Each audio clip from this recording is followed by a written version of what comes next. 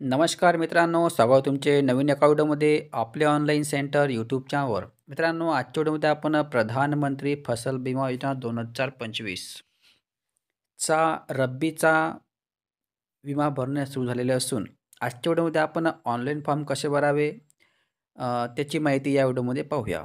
ही process तुम्ही दोन पद्धतीने करू शकता. एक आहे CSCच्या माध्यमातून आणि दुसरी तुम्ही स्वतः रजिस्ट्रेशन करून या ठिकाणी पाहता की एक ऑप्शन आहे साइन इनचा आणि रजिस्ट्रेशनचा.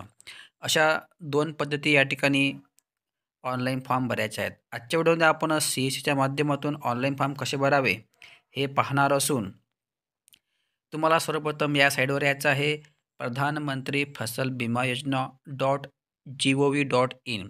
अशा प्रकारे पहिल्या लिंकला ओके केल्यावर तुम्ही या साईडवर येऊ शकता किंवा तुम्हाला या साईटची लिंक आपल्या व्हिडिओच्या डिस्कशनमध्ये मिळून जाईल. तिथून तुम्ही क्लिक केला डायरेक्ट तुम्ही या साईडवर येऊ शकता. आता या ठिकाणी आल्यावर तुम्ही या ठिकाणी पाहता की एन्व्हायरमेंट पार्टनरचं एक ऑप्शन दिलेलं आहे. या ठिकाणी तुम्हाला क्लिक करायचं आहे. या ठिकाणी क्लिक केल्यावर दोन ऑप्शन तुम्हाला दिसतील. एक आहे AIDE, हे एक ॲप्स आहे. या ॲपच्या माध्यमातून सुद्धा तुम्ही फॉर्म भरू शकता. आणि दुसरं आहे CSC. तर आजच्या व्हिडिओमध्ये आपण CSCच्या माध्यमातून फॉर्म भरत असून तुम्हाला दुसऱ्या ऑप्शनला क्लिक करायचं आहे CSC. या ऑप्शनला क्लिक केल्यावर अशा प्रकारे या ठिकाणी नवीन पेज ओपन झालेला आहे. या ठिकाणी तुमचा CSC ID किंवा Gmail ID त्याचप्रमाणे पासवर्ड टाकून त्यानंतर या ठिकाणी कॅप्चर टाकून तुम्हाला साइन इन या ऑप्शनला क्लिक करायचं आहे.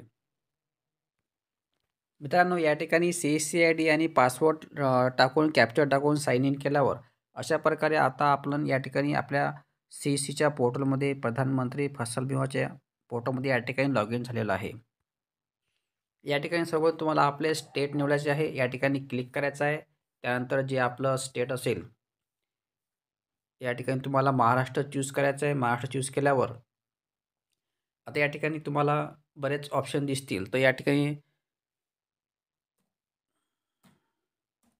महाराष्ट्र स्टेट निवडल्यावर वरून 3 नंबरचा ऑप्शन आहे प्रधानमंत्री फसल विमा योजना रब्बी 2025. तर या ऑप्शनवर तुम्हाला क्लिक करायचं आहे. या ठिकाणी क्लिक केल्यावर सबमिट या ऑप्शनला क्लिक करायचं आहे.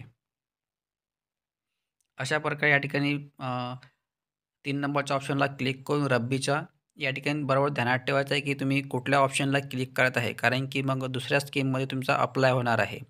या ठिकाणी ध्यानात ठेवायचं आहे प्रधानमंत्री फसल विमा योजना रब्बी 2025 आणि महाराष्ट्र हे तुम्हाला चेक करून घ्यायचं आहे. त्यानंतर सबमिट या ऑप्शनला क्लिक करायचं आहे.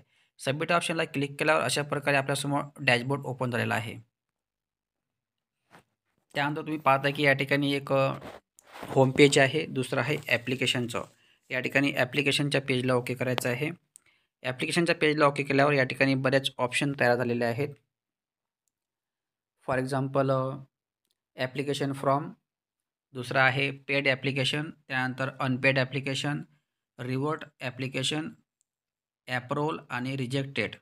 जर का तुम्ही अगोदर फॉर्म भरले असेल तर या ठिकाणी पेडमध्ये दिसतील आणि जर का तुम्ही फॉर्म भरला असेल आणि पेमेंट केलं नसेल तर तुम्ही अनपेडमध्ये तुम्हाला दिसणार आहे. त्यानंतर रिव्हर्ट ॲप्लिकेशनमध्ये म्हणजे जे तुम्ही फॉर्म भरताना काही चुकलं वगैरे असेल तर ते रिव्हर्टमध्ये आपण टाकतो, ते याच्यामध्ये दिसतील तुम्हाला.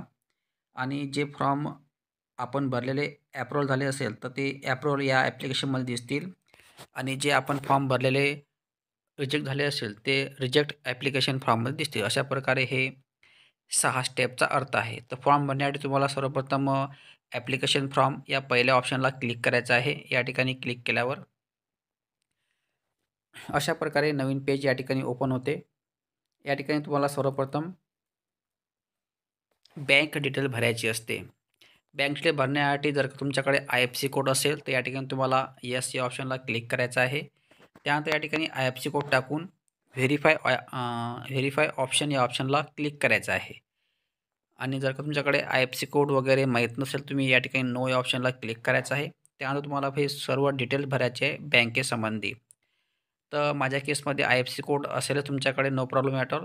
त्या ठिकाणी आपण IFSC कोड टाकूया. सुद्धा अशा प्रकारे या ठिकाणी IFSC कोड टाकल्यावर तुम्हाला व्हेरीफाय या ऑप्शनला क्लिक केल्यावर ॲटोमॅटिकली डिटेल या ठिकाणी उचलल्या जाणार आहे. म्हणजे बँकेचे नाव, त्याचप्रमाणे ब्रँच आणि डिस्ट्रिक्ट वगैरे सर्व. त्यानंतर खाली तुम्हाला खाली स्क्रोल केल्यावर तुमचं अकाउंट टाईप कोणतं आहे, करंटचं आहे की सेव्हिंगचं आहे. तर मी या ठिकाणी सेव्हिंग हे अकाउंट चूज करतो. त्यानंतर या ठिकाणी तुमचा अकाउंट नंबर टाकायचा आहे. त्यानंतर इकडे कन्फर्म अकाउंट नंबर, त्यानंतर सेव्हिंग अकाउंट नंबर या ठिकाणी राहणार आहे. त्यानंतर अकाउंट नंबर टाकल्यावर तुम्हाला check bank detail and continue या ऑप्शनला क्लिक करायचं आहे. सो मित्रांनो, मी सांगितल्याप्रमाणे या ठिकाणी IFSC कोड, त्याचप्रमाणे बँकेची डिटेल पूर्ण भरल्यावर आणि शो आणि कंटिन्यू ऑप्शनला क्लिक केल्यावर अशा प्रकारे नवीन पेज या ठिकाणी ओपन झालेलं आहे. या ठिकाणी तुमची डिटेल्स पूर्ण दिसणार आहे. जर का तुम्ही अगोदर हे अकाउंट वापरलेलं असेल तर फॉर्म भरताना आपलं नाव, त्याचप्रमाणे बँकेचं नाव, त्यानंतर आपण जे भरलेले नॉमिनी वगैरे सर्व डिटेल्स या ठिकाणी दिसणार आहे. त्यानंतर आपण मोबाईल नंबर दिसायला आहे आणि मोबाईल नंबर तुम्हाला या ठिकाणी व्हेरीफाय करून घ्यायचा आहे. आणि जर का याच्या अगोदर हे अकाउंट वापरलं नसेल तर तुम्हाला डिटेल या ठिकाणी फिलअप करावी लागेल. म्हणजे जर का जुनं अकाउंट असेल, म्हणजे मागच्या वर्षी फॉर्म भरला असेल याच अकाउंटवर, तर ऑटोमॅटिकली डिटेल फिलअप राहणार आहे. आणि जर का नवीन अकाउंट तुम्ही या ठिकाणी यूज करत असाल तर या ठिकाणी पूर्ण माहिती तुम्हाला भरायची आहे. तर या ठिकाणी पाहता की तुम्ही एक मोबाईल नंबर तुम्हाला या ठिकाणी व्हेरीफाय करून घ्यायचा आहे. या ठिकाणी मोबाईल नंबर चेक करून घ्यायचा आहे की बरोबर आहे का आणि आपल्या जवळ आहे का आणि चालू आहे का. तर या ठिकाणी तुम्हाला व्हेरीफाय करण्यासाठी व्हेरीफाय या ऑप्शनला क्लिक करायचं आहे. या ठिकाणी तुम्हाला कॅप्चा टाकायचा आहे. तुम्हाला या ठिकाणी OTP आला असून सबमिट OTP ऑप्शनला क्लिक करूया. या ठिकाणी ध्यान ठेवायचं म्हणजे OTP हे तुम्हाला काही सेकंदाच्या वेळामध्येच या ठिकाणी सबमिट करायचा असतो. मित्रांनो, अशा प्रकारे या ठिकाणी तुम्हाला मोबाईल व्हेरीफाय केल्यावर जे डिटेल आहे ते राहिले असेल ते तुम्हाला भरून घ्यायचे आहे. त्यानंतर जे भरलेले आहे त्या ठिकाणी काहीही करायचं नाही. त्यानंतर तुम्हाला या चेकबॉक्सला क्लिक करायचं आहे. डिक्लेअर नॉमिनी लेटर या ऑप्शनला क्लिक केल्यावर तुम्हाला शो आणि नेक्स्ट या ऑप्शनला क्लिक करायचं आहे.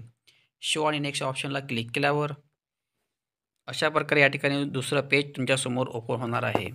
आता या ठिकाणी आपल्या शेती संबंधित माहिती तुम्हाला भरायची आहे. फॉर एक्झाम्पल तुम्ही पाहता की 3 नंबरचा ऑप्शन आहे क्रॉप डिटेल्स. क्रॉप डिटेल म्हणजे शेती संबंधित माहिती. या ठिकाणी तुम्हाला जिल्हा निवडायचा आहे. ज्या ठिकाणी तुमची शेती असेल त्या संबंधित माहिती तुम्हाला या ठिकाणी भरायची आहे. त्यानंतर जर सर्कल येत असेल, सर्कल तुमची शेती कोण्या सर्कलमध्ये येते ते सर्कल तुम्हाला या ठिकाणी चूज करायचं आहे. सर्कल त्यानंतर ग्रामपंचायत कोणती येते, तुमच्या शेती संबंधित ग्रामपंचायत. तुम्ही ज्या ठिकाणी राहता त्याची ग्रामपंचायत न टाकता तुम्हाला ज्या ज्या ठिकाणी शेती आहे त्या संबंधित माहिती या ठिकाणी तुम्हाला भरायची आहे. कारण की जनरली आपण राहतो कोण्या गावात आणि शेती आपल्या कोण्या गावामध्ये असते. तर ज्या गावामध्ये शेती आहे त्याच गावाचे सर्कल तुम्हाला निवडायचं आहे. त्याच गावाची ग्रामपंचायत आणि तेच गाव तुम्हाला सर्कल वगैरे सर्व संबंधित शेती संबंधित माहिती या ठिकाणी तुम्हाला भरायची आहे. आता या ठिकाणी जर का तुम्हाला क्रॉपमध्ये जर का फॉर्म भरायचा असेल तर तुम्हाला या ठिकाणी क्रॉप या ऑप्शनला मिक्स क्रॉप या ऑप्शनला क्लिक करून तुम्ही क्रॉपमध्ये सुद्धा भरू शकता. परंतु आजच्या केसमध्ये फक्त आपण हरभरा संबंधित हा विमा भरलेला चालू असून तर क्रॉपचं या ठिकाणी ऑप्शन निवडायचं कामच नाही. तर या ठिकाणी तुम्हाला क्रॉपमध्ये सिलेक्ट करायचं आहे बंगाल ग्रॅम चना. अशा प्रकारे या ठिकाणी एकच ऑप्शन असून या ऑप्शनला क्लिक करायचं आहे. त्यानंतर तुम्हाला तुमची शेती वगैरे तुम्ही कधी पेरलेली आहे ते या ठिकाणी तारीख तुम्हाला चूज करायची आहे. कुठलीही तारीख तुम्ही टाकू शकता, नो प्रॉब्लेम ॲट ऑल. जर का तुमच्या ध्यानात वगैरे नसेल तर आपण शेती वगैरे किती पेरली आहे तर. त्यानंतर या ठिकाणी तारीख निवडल्या या ठिकाणी 2 ऑप्शन दिसतील तुम्हाला, 2-3. एक ओनर आहे, टेटंट आहे आणि शॉप प्रॉपर आहे आणि मिक्स आहे. या ठिकाणी नवीन ऑप्शन आलेले आहेत. तर मी या ठिकाणी ओनर हे ऑप्शन निवडतो. त्यानंतर तुम्हाला या ठिकाणी टाकायचं आहे सर्वे नंबर आणि खाता नंबर. हे दोन्ही टाकल्यावर तुम्हाला व्हेरीफाय ऑप्शनला क्लिक करायचं आहे. सो तर या ठिकाणी मी सांगितल्याप्रमाणे 7-12 नंबर आणि खाते नंबर टाकल्यावर खाते नंबर या ठिकाणी टाकायला तुम्हाला 8 वरचा आणि हे डेट भरल्यावर तुम्हाला व्हेरीफाय ऑप्शनला क्लिक करायचं आहे. व्हेरीफाय ऑप्शनला क्लिक केल्यावर या संबंधित शेती संबंधित माहिती तुमच्यासमोर शो होणार आहे. म्हणजे ज्यांचं नाव असेल ते या ठिकाणी शो होणार आहे. आणि शेती जर का सामायिकमध्ये असेल तर या ठिकाणी सामायिकमध्ये कुठल्याही एका जणाचं या ठिकाणी नाव येणार आहे, नो प्रॉब्लेम ॲट ऑल. तर या ठिकाणी तुम्हाला क्लिक करायचं आहे कन्फर्म करण्यासाठी. त्यानंतर कन्फर्म केल्यावर या ठिकाणी पाहता की एक ऑप्शन दिसते तुम्हाला व्ह्यू ऑलरेडी यूज. तर या ठिकाणी तुम्हाला क्लिक केल्यावर व्ह्यू ऑलरेडी यूजमध्ये 0 दिसत आहे. या ठिकाणी जर का कोणी फॉर्म भरला असेल तर या ठिकाणी ते तुमचं क्षेत्र दाखवणार आहे आणि जर का कोणी फॉर्म भरला नसेल तर 0 ऑप्शन दिसणार आहे. म्हणजे आजच्या केसमध्ये आपण स्टार्टिंग डेज भरत असून तर 0 ऑप्शन दिसत आहे कारण की अजूनपर्यंत कोणीही फॉर्म भरला नाही. म्हणजे या गट नंबरमध्ये कोणीही अजूनपर्यंत फॉर्म भरला नाही त्यामुळे या ठिकाणी 0 दाखवत आहे. आणि जर का कोणी फॉर्म भरला असेल तर या ठिकाणी ते क्षेत्र या ठिकाणी दाखवणार आहे आणि कुठं काढला ते सुद्धा या ठिकाणी दिसणार आहे. तर या ठिकाणी तुम्हाला पुन्हा सबमिट या ऑप्शनला क्लिक करायचं आहे. सबमिट या ऑप्शनला क्लिक केल्यावर आता या ठिकाणी जेवढं आपलं क्षेत्र असेल ते या ठिकाणी तुमच्यासमोर दिसणार आहे. या ठिकाणी पाहताय की 2.02 क्षेत्र दिलेलं आहे. आता यामध्ये तुम्हाला किती काढायचं आहे हे सुद्धा तुम्हाला या ठिकाणी टाकायचं आहे. तर या ठिकाणी तुम्हाला जर का पूर्ण क्षेत्र काढायचं असेल तर ते पूर्ण सर्व द्यायचं आहे. परंतु या ठिकाणी जर का तुम्हाला 2 एकर, एकरभर, 4 एकर अशा प्रकारे तुम्हाला टाकायचं असेल तर या ठिकाणी तुम्हाला ते एडिट करावं लागेल. या ठिकाणी मला फॉर एक्झाम्पल एकर भरासाठी काढायचं आहे. तर एकरभर म्हणजे आपल्याला 0.40 अशा प्रकारे एकरभर होते. जर का तुम्हाला 2 एकर काढायचं असेल तर तुम्ही या ठिकाणी 0.80 तुम्हाला करायचं आहे 2 एकरासाठी. अशा प्रकारे तुम्हाला क्षेत्र वाढवून घ्यायचं आहे. तुम्हाला या ठिकाणी एकर भरायचंच काढायचं आहे. तर या ठिकाणी मी 0.40 हे टाकणार आहे.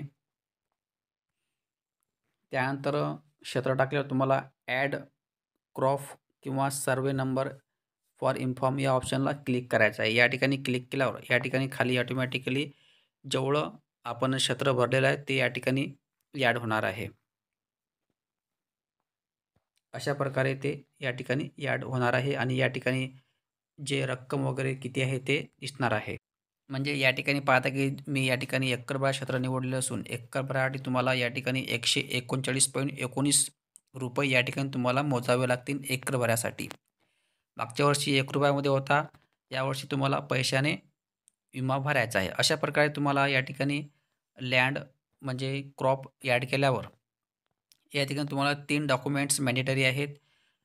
तसं तर या ठिकाणी एकच आहे मॅन्डेटरी पासबुक. परंतु तुम्हाला या ठिकाणी 7/12 आणि शोविंग सर्टिफिकेट हे आणि तिन्हीही तुम्हाला या ठिकाणी अपलोड करायचे आहे. यानंतर अपलोड केल्यावर तुम्हाला खाली प्रिवाइजचं ऑप्शन दिसते. प्रिवाइज या ऑप्शनला क्लिक करायचं आहे. सो जर तुम्ही अगोदरची पूर्ण माहिती भरली असून डॉक्युमेंट्स अपलोड केलेले असून पासबुक, 7/12 आणि शोविंग सर्टिफिकेट. त्यानंतर या ठिकाणी प्रिवाइजचं ऑप्शन आहे. प्रिवाइज केल्यावर तुम्हाला फॉर्म अशा प्रकारे तुम्हाला चेक करून घ्यायचा आहे. त्यानंतर सबमिट या ऑप्शनला क्लिक करायचं आहे. सबमिट ऑप्शनला क्लिक केल्यावर तुम्हाला पेमेंटचं ऑप्शन येणार आहे. त्या ठिकाणी तुम्हाला CSC ID आणि पासवर्ड टाकायचा आहे. पासवर्ड CSCचा त्यानंतर CSCचाच तुम्हाला पेआउटचा पासवर्ड टाकून पेमेंट करून घ्यायचा आहे. सो मित्रांनो अशा प्रकारे आज आपण फॉर्म पाहिला असून यामध्ये काही अडचण असेल तसे कमेंट बॉक्समध्ये कळवा. त्याचा रिप्लाय तुम्हाला अवश्य देण्यात येणार आहे. आणि चॅनल जर का नवीन आले असाल तर चॅनलला सबस्क्राईब करावा. आणि आजच्या व्हिडिओमध्ये आपण A to Z प्रोसेस पाहिली असून व्हिडिओमध्ये काही समजलं असेल तर कमेंट बॉक्समध्ये कळवायचं आहे. त्याचा रिप्लाय तुम्हाला 24 तासाच्या आतमध्ये देण्यात येणार आहे. तर आजच्या व्हिडिओमध्ये एवढं. धन्यवाद. जय हिंद, जय महाराष्ट्र.